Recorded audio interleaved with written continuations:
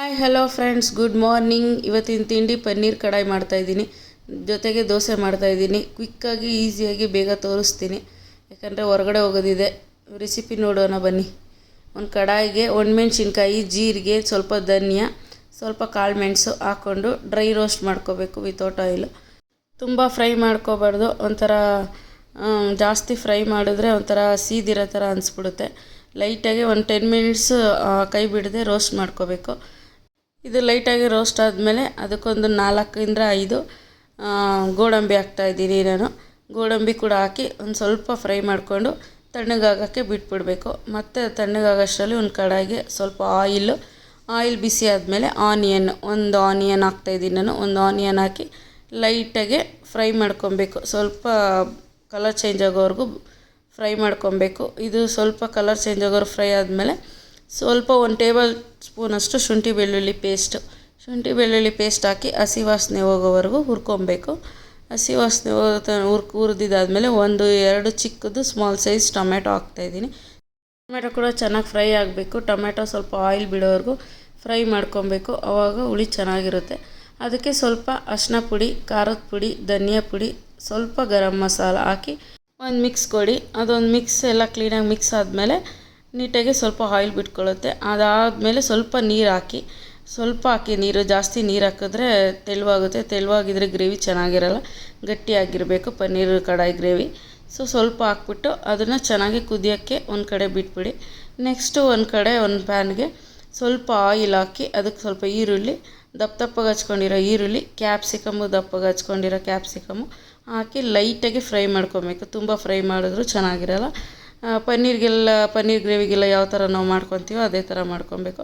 ಅದಕ್ಕೆ ಕಡಾಯಿ ಮಸಾಲ ಮೊದಲು ಮಾಡಿದ್ವಲ್ಲ ಕಡಾಯಿ ಮಸಾಲ, ಅದನ್ನು ಸ್ವಲ್ಪ 1 ಸ್ಪೂನಷ್ಟು ಕಡಾಯಿ ಮಸಾಲ ಹಾಕಿ ಮತ್ತೆ ಒಂದು ಮಿಕ್ಸ್ ಕೊಡಬೇಕು. ಅದಾದಮೇಲೆ ಸ್ವಲ್ಪ ಸಣ್ಣದಾಗಿ ಕ್ಯೂಬ್ಸ್ಗಳು, ಪನ್ನೀರ್ ಕ್ಯೂಬ್ಸು ನಿಮಗೆ ಯಾವ ಸೈಜಿಗೆ ಬೇಕೋ ಅದಕ್ಕೆ ಆ ಸೈಜ್ಗೆ ಪನ್ನೀರ್ ಕ್ಯೂಬ್ಸ್ನ ಕಟ್ ಮಾಡಿ ಇಟ್ಕೊಂಡಿರೋ ಪನ್ನೀರ್ ಕ್ಯೂಬ್ಸ್ನ ಹಾಕಿ ಫ್ರೈ ಮಾಡಿ, ಅದಕ್ಕೆ ಮತ್ತೆ ಬೇಯ್ತಾ ಇರೋ ಮಸಾಲಾಗೆ ಮತ್ತು ಒಂದು ಸ್ವಲ್ಪ ಕಡಾಯಿ ಮಸಾಲಾನ ಆ್ಯಡ್ ಮಾಡಬೇಕು. ಅದಾದಮೇಲಿಂದ ಫ್ರೈ ಮಾಡ್ಕೊಂಡಿರೋ ಈರುಳ್ಳಿ, ಕ್ಯಾಪ್ಸಿಕಮ್ಮು, ಪನ್ನೀರು ಒಂದು ಮಿಕ್ಸ್ ಕೊಟ್ಟರೆ ಸಖತ್ತಾಗಿರೋ ಒಂದು ಕಡಾಯಿ ಪನ್ನೀರು ರೆಡಿಯಾಗಿರುತ್ತೆ.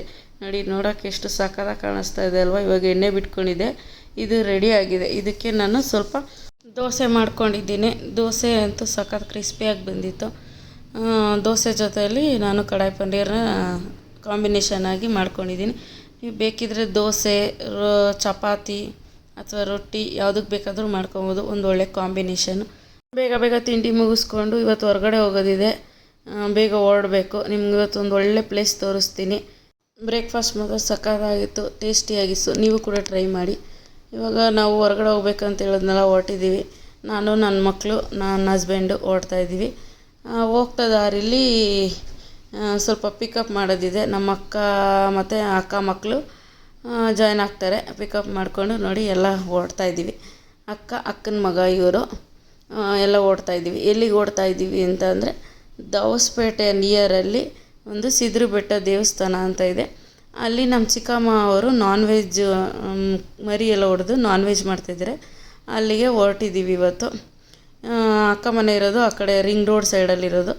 ಅಲ್ಲಿ ಹಂಗೆ ಟೋಲ್ ಸೈಡಿಂದ ಅವ್ರನ್ನ ಪಿಕಪ್ ಮಾಡಿಕೊಂಡು ಇವಾಗ ಓಡ್ತಾಯಿದ್ದೀವಿ. ನೈಸ್ ರೋಡಲ್ಲಿ ಟ್ರಾವೆಲ್ ಮಾಡೋದು ಅಂದರೆ ಸಖತ್ತು ಮಜಾ ಇರುತ್ತಲ್ಲ. ಯಾಕಂದರೆ ಅಲ್ಲಿ ಟ್ರಾಫಿಕ್ ಎಲ್ಲ ಜಾಸ್ತಿ ಇರೋಲ್ಲ. ನನ್ನ ಹಸ್ಬೆಂಡ್ಗಂತೂ ಈ ಥರ ರಿಂಗ್ ರೋಡಲ್ಲಿ ಡ್ರೈವ್ ಮಾಡೋದು ಅಂದರೆ ಅವ್ರಿಗೆ ತುಂಬ ಇಷ್ಟ. ಯಾವ ಟ್ರಾಫಿಕ್ ಇದ್ದರೂ ಚೆನ್ನಾಗಿ ಗಾಡಿ ಓಡಿಸ್ತಾರೆ, ಸಖತ್ತಾಗಿ ಓಡಿಸ್ತಾರೆ ಗಾಡಿ ಅಂತೂ. ಸರಿ ಎಲ್ಲ ಹೊರಟಿದ್ದೀವಿ. ಫ್ಯಾಮಿಲಿ ಜೊತೆ ಹೊರಟ್ರೆ ಒಂದು ಸಖತ್ತಾಗಿರುತ್ತಲ್ಲ. ಮಾತುಕತೆ, ಮಕ್ಕಳು, ಅಕ್ಕ, ಮನೆಯವರು ಎಲ್ಲರೂ ಇದ್ದಾಗ ಒಂದು ಮಾತುಕತೆ ಎಲ್ಲ ನಡೀತಾ ಇರುತ್ತೆ. ನೋಡಿ ಇವಾಗ ತುಮಕೂರು ರೋಡಿಗೆ ಜಾಯ್ನ್ ಆದ್ವಿ. ತುಮಕೂರು ರೋಡಿಂದ ಹೋದರೆ ಅಲ್ಲಿ ದಾವಸ್ಪೇಟೆ ಸಿಗುತ್ತೆ. ದಾವಸ್ಪೇಟೆಯಿಂದ ಸ್ವಲ್ಪ ಮುಂದೆ ಹೋಗಬೇಕು, ಸಿದ್ರಬೆಟ್ಟ ರೋಡು. ದೇವಸ್ಥಾನಕ್ಕೆ ಆಲ್ಮೋಸ್ಟ್ ನಮ್ಮ ಕಡೆ, ನನ್ನ ಹಸ್ಬೆಂಡ್ ಮನೆ ಕಡೆ ಎಲ್ಲರೂ ಈ ದೇವಸ್ಥಾನಕ್ಕೆ ಹೋಗ್ತಾರೆ. ಆಮೇಲೆ ವರ್ಷ ನಾನ್ ವೆಜ್ ಎಲ್ಲ ಮಾಡ್ತಾರೆ ಅಲ್ಲಿ. ಇವಾಗ ದಾವಸ್ಪೇಟೆ ಸಿಕ್ತು. ದೇವಸ್ಥಾನ ಕಡೆ ಹೊರಟಿದ್ದೀವಿ. ಇವಾಗ ಮಾತಾಡಿಕೊಂಡು ಸಾಂಗ್ ಎಲ್ಲ ಕೇಳ್ಕೊಂಡು ಬಂದಿದ್ದೆ, ಗೊತ್ತಾಗಲಿಲ್ಲ. ಒಳಗಡೆ ಇರೋ ಹೊಟ್ಟೆಗೆ ಹೋಗ್ಬಿಟ್ಟೆ. ಬಿಗ್ ಒನ್ ಇಲ್ಲಡೆ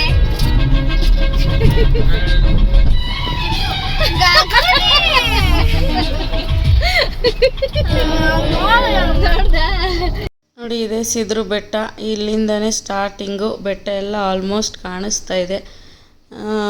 ಇಲ್ಲಿ ತುಂಬ ಜನ ದೇವಸ್ಥಾನಕ್ಕೆ ಬರ್ತಾರೆ. ಯಾಕಂದರೆ ಏನಾದರೂ ದೃಷ್ಟಿ ಇದ್ದರೆ, ಏನಾದರೂ ಮಕ್ಕಳು ರಚೆ ಅದೆಲ್ಲ ಮಾಡಿದ್ರೆ ಇಲ್ಲಿ ಬಂದು ಪೂಜೆ ಮಾಡಿಕೊಂಡು ವಿಭೂತಿ ಎಲ್ಲ ಇಟ್ಸ್ಕೊಂಡು ಹೋದರೆ ತುಂಬ ಒಳ್ಳೆಯದು ಅಂತ ಹೇಳ್ತಾರೆ.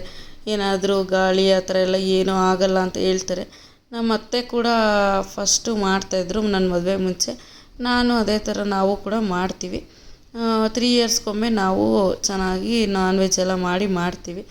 ಎವ್ರಿ ಇಯರು ನಾವು ಸಿಂಪಲ್ಲಾಗಿ ಮನೆಗೆ ಏನು ಬೇಕೋ ಆ ಥರ 2 ಕೋಳಿ ತೊಗೊಂಡು ಬಂದು ಪೂಜೆ ಎಲ್ಲ ಮಾಡಿಸ್ಕೊಂಡು ನಾನ್ ವೆಜ್ ಮಾಡಿ ಊಟ ಮಾಡ್ಕೊಂಡು ಹೋಗ್ತೀವಿ. ಆದರೆ 3 ಇಯರ್ಸ್ಗೊಮ್ಮೆ ಬಂದು ನಾನ್ ವೆಜ್ಜು ಮಾಡಿ ಮರಿ ಎಲ್ಲ ಹೊಡೆದು ಚೆನ್ನಾಗಿ ಮಾಡ್ತೀವಿ. ನೋಡಿ ಇದೇ ಸ್ಟಾರ್ಟಿಂಗ್ ರೋಡು. ಸ್ವಲ್ಪ ರೋಡ್ ಆದಮೇಲೆ ಟಾರ್ ರೋಡ್ ಬಿಟ್ಮೇಲೆ ಮಣ್ಣು ರೋಡ್ ಸಿಗುತ್ತೆ. ನಾನು ಮದುವೆ ಆದಾಗಿಂದ ಇದೇ ಥರ ಇದೆ ರೋಡು. ಮುಂಚೆ ಕೂಡ ಇದೇ ಥರ ಇತ್ತಂತೆ. ಬಟ್ ಏನೇ ಈ ಥರ ಇದ್ರೂ ತುಂಬ ಜನ ಬಂದು ಇಲ್ಲಿ ಪೂಜೆ ಮಾಡ್ಕೊಂಡು ಹೋಗ್ತಾರೆ. ನೀವು ಯಾವಾಗಾದರೂ ಬನ್ನಿ, ತುಂಬ ಜನ ಇರ್ತಾರೆ.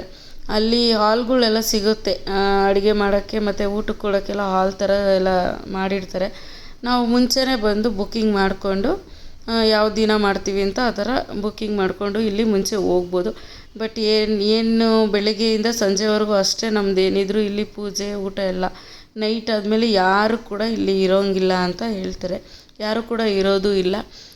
ನಾವು ಕೂಡ ನೋಡಿ ಇವಾಗ ಇಲ್ಲಿ ಬಂದಿದ್ದೀವಿ. ಇಲ್ಲಿ ಈ ಥರ ಚಿಕ್ಕದಾಗಿ ರೂಮ್ಸ್ಗಳ ಥರ ಮಾಡಿದ್ದಾರೆ. ಅದರಲ್ಲೇ ಊಟಕ್ಕೆಲ್ಲ ಚೆನ್ನಾಗಿ ಕೊಡ್ಬೋದು. ಚೆನ್ನಾಗಿರುತ್ತೆ, ಜಾಗನೂ ಚೆನ್ನಾಗಿರುತ್ತೆ. 1-2 ಕಡೆ ಮಾತ್ರ ಸ್ವಲ್ಪ ದೊಡ್ಡದಾಗಿ ಮಾಡಿದ್ದಾರೆ. ಬಂದ್ವಿ ನೋಡಿ. ಇಲ್ಲೇ ಮುಂದೆಗಡೆ ನಮ್ಮ ಚಿಕ್ಕಮ್ಮವರು ಒಂದು ರೂಮ್ ದೊಡ್ಡದಾಗಿತ್ತು ಸ್ವಲ್ಪ.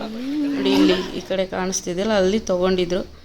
ನಾವು ಮನೆ ದೇವ್ರದಲ್ವ ನಮ್ಮದು. ನಾವು ಸ್ವಲ್ಪ ಕೆಳಗಡೆ ಒಂದು ದೇವಸ್ಥಾನ ಇದೆ, ಅಲ್ಲಿ ಪೂಜೆ ಮಾಡ್ಕೊಂಡು ಬರೋಣ ಅಂತ ಹೋಗ್ತಾಯಿದ್ದೀವಿ. ನೋಡಿ ಇದೇ ದೇವಸ್ಥಾನ, ಸಿದ್ದಪ್ಪ ದೇವರು ಇವರು. ಇದೊಂದಿದೆ, ಪಕ್ಕದಲ್ಲಿ ಒಂದು ಚಿಕ್ಕ ಗುಡಿ ಇದೆ. 2ರಲ್ಲಿ ಎಲ್ಲಾದರೂ ಮಾಡ್ಕೊಬೋದು. ಇಲ್ಲಿ ಮೊಸರನ್ನೆಲ್ಲ ಇಟ್ಟು ಪೂಜೆ ಎಲ್ಲ ಮಾಡಿಕೊಂಡು ಮೇಲ್ಗಡೆ ಹೋಗಿ ನೋಡಿ ಇಲ್ಲಿ ಜನ ಎಲ್ಲ ಹೋಗ್ತಾ ಇದ್ದಾರಲ್ಲ, ಇಲ್ಲಿ ಮೇಲ್ಗಡೆ ದೇವಸ್ಥಾನ ದೊಡ್ಡ ದೇವ್ರಿರೋದು ಅಲ್ಲೇ.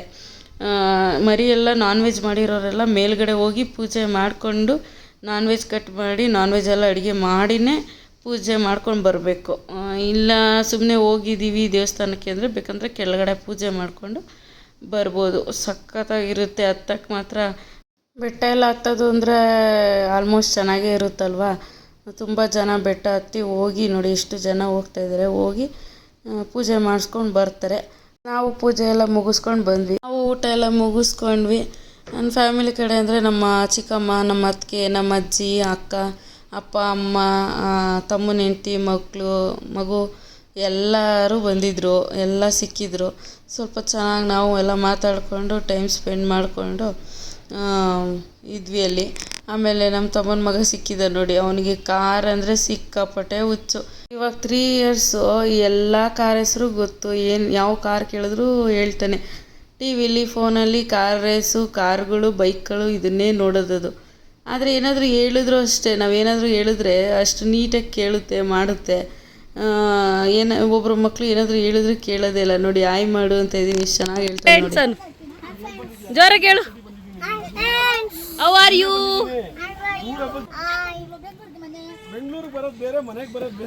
ಫ್ರೆಂಡ್ ಕಿಸ್ ಕೊಡಮ್ಮ, ಸರಿಯಾಗಿ ಕೊಡು. ಬಾಯ್ ಬಾಯ್, ಸಿ ಯು. ನಾವೇನು ಹೇಳ್ಕೊಟ್ರು ನೋಡಿ, ಎಷ್ಟು ಕ್ಯೂಟಾಗಿ ಮಾತಾಡ್ತಾನಲ್ಲ, ಚೆನ್ನಾಗಿ ಮಾತಾಡ್ತಾನೆ. ಇನ್ನೂ ಸ್ಕೂಲ್ಗೆ ಏನು ಹಾಕಿಲ್ಲ, ಅಲ್ಲೇ ಒಂದು ಪ್ಲೇ ಹೋಮ್ ಥರ ಇದೆ, ಹಾಕಿದ್ದಾರೆ. ಇನ್ನೂ 3 ಇಯರ್ಸ್ ಅವನಿಗೆ. ನಾವು ಹೊರಟ್ವಿ.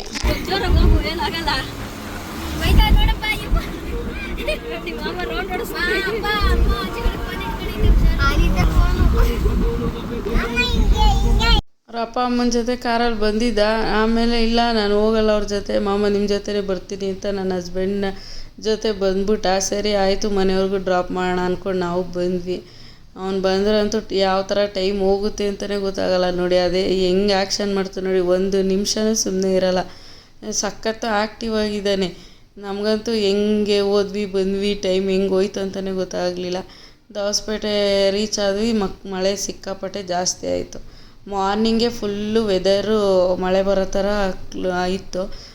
ನಾನು ಹೇಳಿದ್ನಲ್ಲ ಆವಾಗಲೇ, ಅದೇ ಥರ ವೆದರ್ ಸಖತ್ತಾಗಿತ್ತು. ಮತ್ತು ಚಿಲ್ಡಾಗೂ ಇತ್ತು ಹೋಗೋಕ್ಕೆ. ನಾವು ಆಗಲೇ ಅಲ್ಲಿ ಬಿಟ್ಟಾಗ 3-4 ಆಗಿತ್ತು.